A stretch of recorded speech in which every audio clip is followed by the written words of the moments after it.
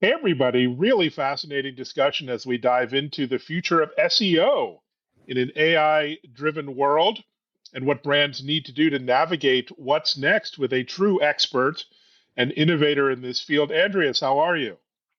I'm great, and thank you so much, Evan, for having me. I look forward to sharing any useful knowledge. Well, you have much useful knowledge. In fact, I believe you wrote the book on SEO. Not that I've read it, Yes. but you certainly have a deep and storied background in this space, and you've thought a lot about the role of AI. But I'm jumping ahead. Maybe you could introduce yourself, your background, your non-traditional biography, I think, in accounting, data science, and other topics. How would you describe yourself these days? Uh, I would describe myself as a mathematician-coder who's passionate about organic growth. That's probably in a line. I'm interested in solving problems. One of my hobbies is to optimize my stock portfolio using data science models. But it just so happens my day job is to help companies grow with a particular emphasis on organic search, which is AI search, or is now becoming known as generative engine optimization. Wow, we're going to have a lot of buzzwords today, which is good. I'm a fan of buzzwords. But even before that, what led you to start Artios and focus on a data-driven approach to SEO versus the black magic that many people take to this topic? Well, this is it. So I started doing SEO around 2003, and I found that there was a lot of thought leaders going online, whether it was on webinars or published articles, claiming how Google worked. And, someone who's quite data driven, I'd be thinking, okay, well, what's the veracity or the rigor behind your analysis? And I found, it was quite rare. And so this, coming from an a certified accounting background, I decided to retrain in data science because, search and digital marketing in general is incredibly data rich. And when I graduated, digital marketing wasn't really a thing. So I actually wanted a career in marketing, not in accounting. I only did accounting because my father said I should.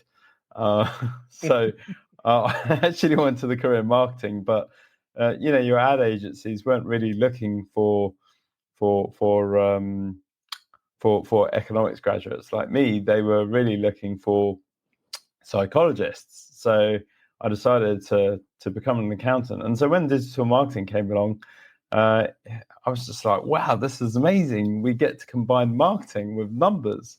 Mm. And so that's when I transitioned from a finance role to digital marketing with a specialism in SEO. And I've been very lucky to work with really incredibly talented and knowledgeable people who had backgrounds in really competitive sectors like online gaming, poker, from across the world. Yeah, it's such a fun area to be in. And let's dive into the hot topic of the day. Everyone's talking about AI and SEO. Is AI making SEO easier, harder, or something altogether different? It depends who you ask, because I would say for those who do not know how to meet the challenge of AI search, then it's making life extremely hard because Mm. most companies are seeing dwindling traffic from traditional search. If you ask the other type of person who does know how to meet the challenge, um, then they are having lots of fun, as I am. And from my own personal history, I built my own first LLM 5 years ago when GPT-2 was first Oh, wow. announced. So when I did that, it gave me an incredible insight as to where the future was heading. And although I lived under no delusion or illusion, I wasn't deluding myself into thinking that I'd be able to compete with the budgets of OpenAI. It did make me. It did give me some idea as to how to respond to the challenge. And here we are, 5 years later. Fast forward, AI search is here, and if SEOs think the future or the now is scary, the future is going to be even scarier, because especially for businesses, if they're not investing in AI search now, they're going to be nowhere tomorrow, because tomorrow is going to make use of agentic search, where rather at the moment today we have people. We have a situation where people search, and AI search is reactive, like a search engine is. Mm. So it's reacting to the prompt. But agentic search will be where your search agent already knows what you're looking for and what you want. So it's finding these things in the background, which will cut down the amount of time you spend searching for something. And it seems also obvious to us as users. I'm spending all my time searching on ChatGPT, for example. But let's take the big picture. What are some of the biggest myths you hear or read about in the industry about SEO, maybe in general, and the impact of AI? Oh What would yeah. you love to bust as far as common well, beliefs? let's start with the SEO belief. I'm seeing a lot of talk on LinkedIn, and disturbingly among well-known thought leaders, that AI search is not a thing. There's no such thing as GEO, i.e., generative engine optimization. It's just an extension of SEO, and therefore, you know, to succeed in AI search and get your business recommended by AI, you just need to do SEO. It's not search engine optimization anymore. It's search everywhere optimization. But that, to me, can only be a view founded upon by people who have no idea how to build an AI or how AI works.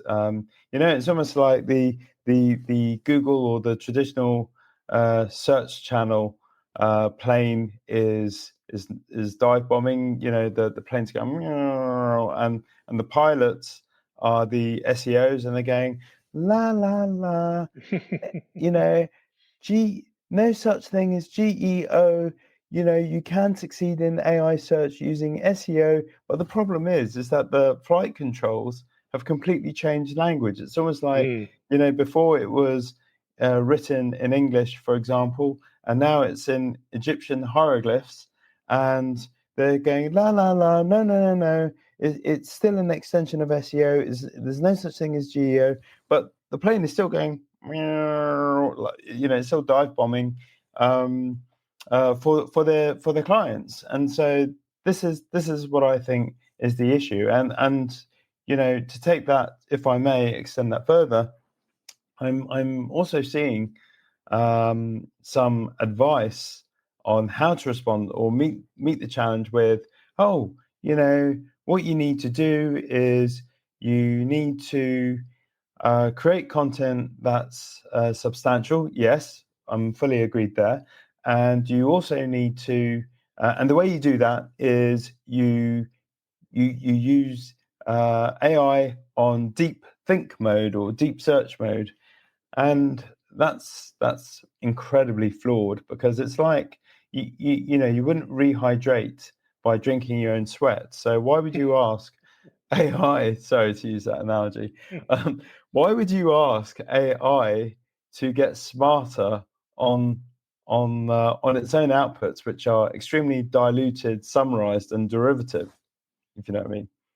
So that's not Yeah. going to work, because that kind of content is not making AI smarter, and therefore AI recognizes that and is definitely not going to recommend your business.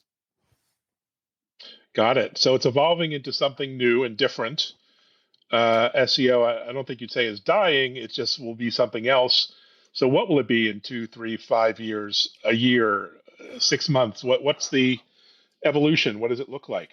Well, this is what I think is what's happened now is SEO has been relegated. Uh, I don't want to use the word back office operation, but there's a layer on top, and the reason for that is the SEO basics still apply. You still need to have a website that has content discoverable, and when it is discoverable, it needs to be passable so that both traditional and AI search technologies can evaluate the value of it and make a decision as to whether it's going to use it in its include it in its results.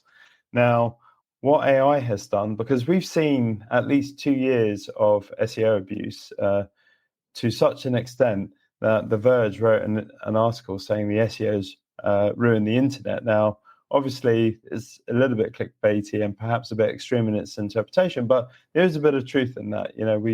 We've seen the internet filled with what is target keyword articles. Okay, but what AI has done is it's raised the content bar in terms of quality. So now we can't get away with loads of these low effort ultimate guides to whatever your target keywords are, because it's simply not enough. In order to get into AI, you've really got to provide high value, and therefore that requires a lot of effort, substantial resources. So this is the difference between SEO and GEO. There's a real gap between the kind of the tactics and the content quality that has to be met in order to get into AI. Got it. So let's take this little chat, for example. You are, I think we all agree, an expert guru in this field. This discussion will be deployed as a long form podcast, a video, short form social media content that will go out on Twitter and YouTube and Facebook and Instagram and every platform, iTunes, Spotify, YouTube podcasts.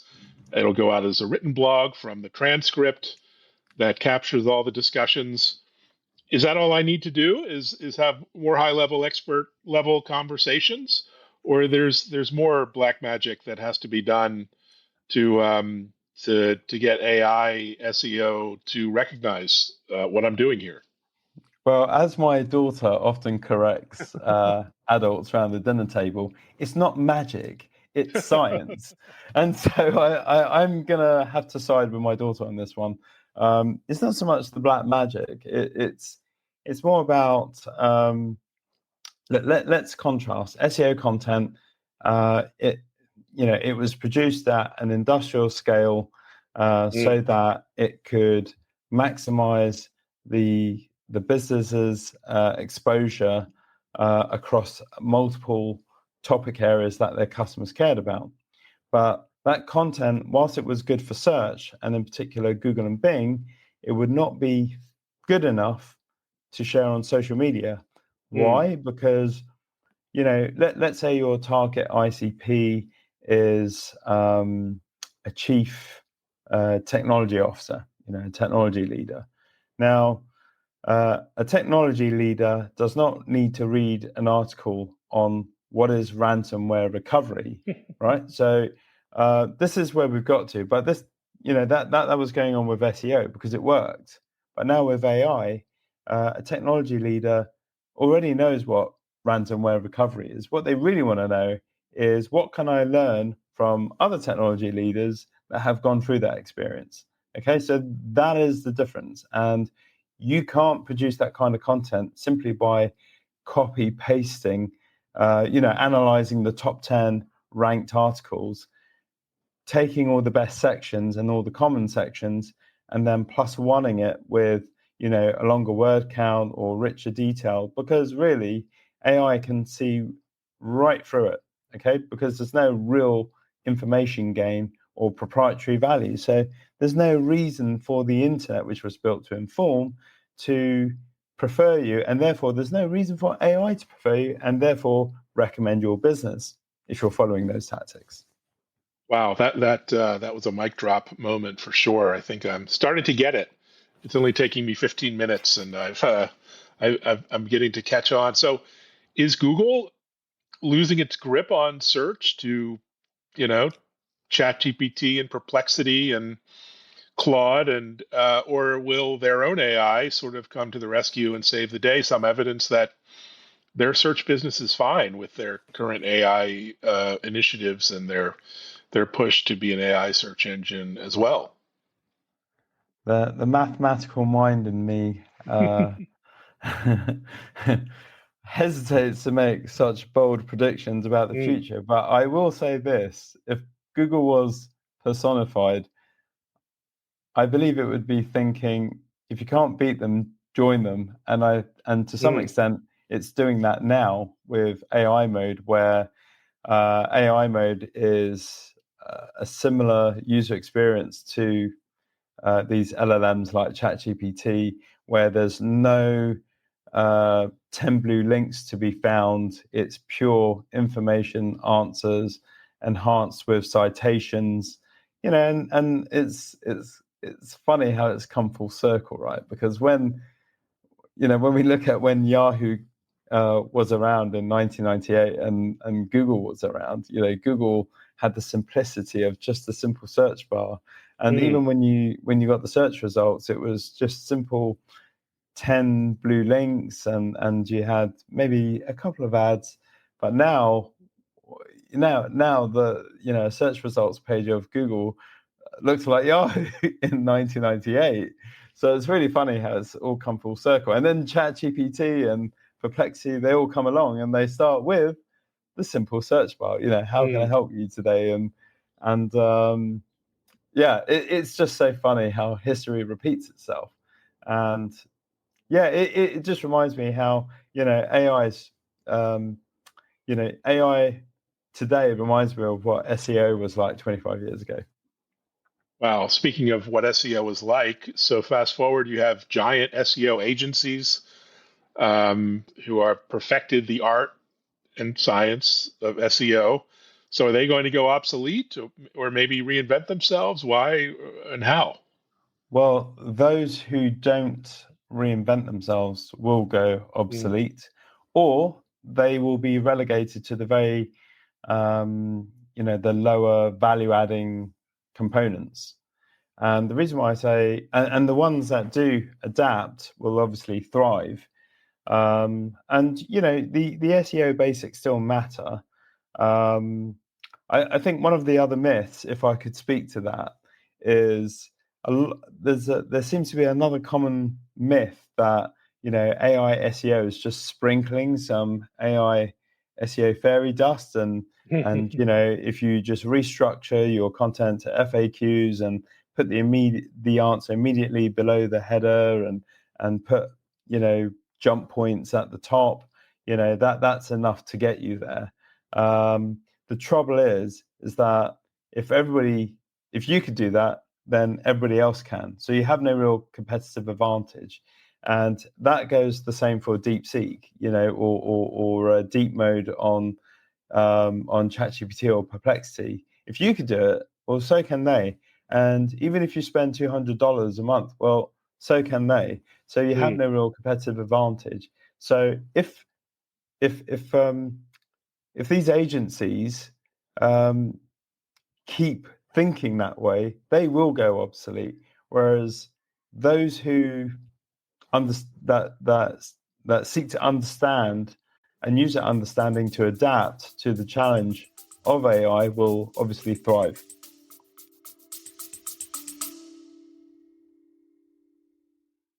Should I be excited or afraid of AI? The answer is yes, it's both. Things are going to look so different in the next couple years. You will not be ready for the disruptions that are going to come. I'm Jeff Nielsen, host of Digital Disruption, the go-to podcast for technology leaders. Our generation's conflict, I think, is going to be emotional, not economic. The companies that are going to win are the ones that have a couple of characteristics. Stay ahead of the curve with Digital Disruption, available now on your favorite podcast platform. Brilliant. Well, there's hope for us, some of us, in any case.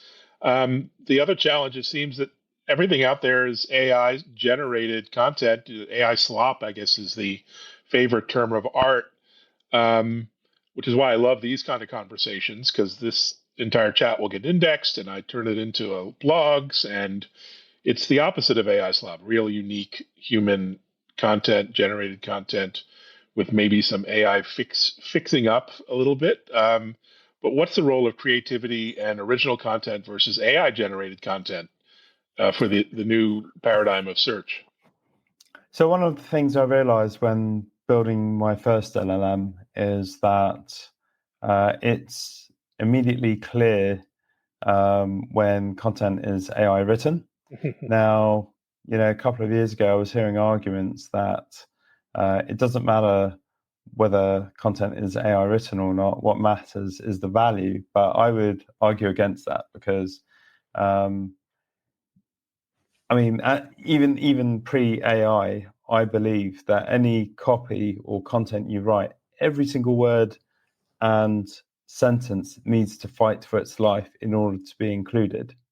Wow. So AI, I'm afraid, is not at that stage where it can overtake a human to make a sentence fight for its life in order to be great copy or great content. So look, it's just way too obvious statistically to an LLM or an AI that where content has been reproduced. So if you're taking shortcuts there, then it's not a very good way to introduce yourself as a brand, trying to get your content trying to get your business recommended to your target buyers when you're presenting it with content that may not be top notch, as we say in the UK. Yeah, great point.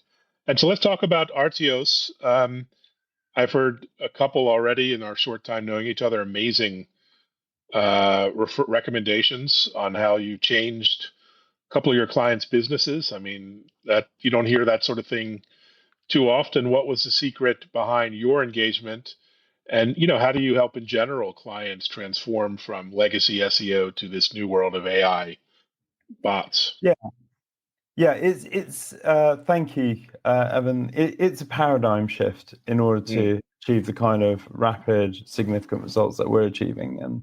And the paradigm shift is this: traditional SEO is relying on keywords, but even that was flawed during the traditional search era. And the reason why it's flawed is because keywords don't really tell you who's searching, and therefore. And also the numbers are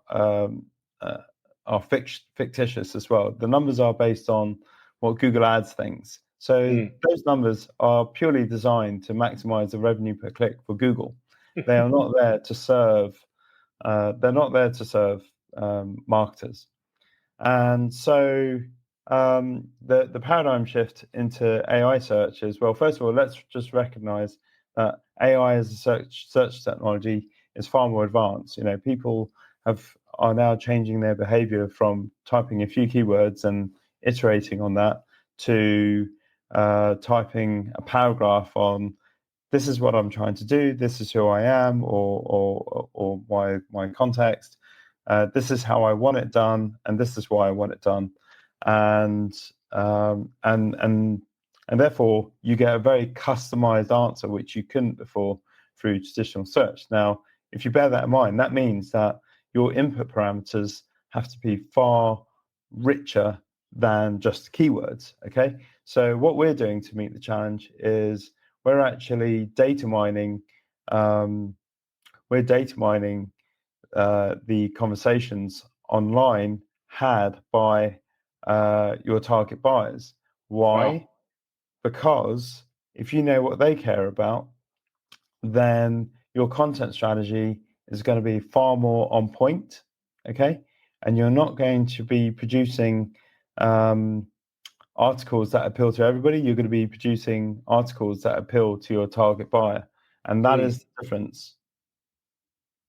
Well, you make it sound so simple, but congratulations on peeling back the layers of data and analytics to make this work. Really intriguing conversation, and can't wait to see what's next. Yeah, totally. I mean, when you think about how we're in the second wave of AI, okay? So I'm a bit past the excitement of LLMs, having built my first one 5 years ago. You soon realize that, yes, the results are impressive and definitely a leap forward from traditional search. The first wave of AI was machine learning, okay? And then the second wave of AI is where we're at now. It's LLMs. And really, LLM is just synthesizing. It's just synthesizing from a large memory, and instead of giving you a list of documents, it's actually using the language synthesis to give you a summary, and that is quite impressive. But it's still, it's still just based on memory, and that's why, you know. Um, Most of the time, if it's faced with a situation that's got a memory of, i.e., its model's trained on something that you're asking it, then its hallucination is like 0 to 5 or 10%. Hallucinations may vary, but when it's faced with a prompt or a request on something it hasn't seen before, then it breaks down, and therefore the hallucination rating goes up to to more than 50, or Wow. to a point where it's not useful. And the clue is in this. It's in the acronym GPT. It's generative. Now, it just so happens that the LLMs are trained on billions of documents, so the hallucination component or of the generative output is very small. But when it's on areas of knowledge that is that is unknown, it doesn't think. So the third wave of AI is what I'm truly excited about, because we're entering an evolution of AI where it can respond, and respond smartly in the face of situations or information that it hasn't faced before. And this is what some might call symbolic knowledge based, like critical thinking type AI. And that's going to be truly exciting. And I think we're probably 5 to 10 years away on this. We've seen Meta hire some uber smart AI scientist for $200 million speculatively. So that just shows you the race is on. The race is on, and you seem to be at least 2 or 3 meters ahead of everyone. Congratulations on that. And I can't wait for an update in a few months and see where we are. Really appreciate the time.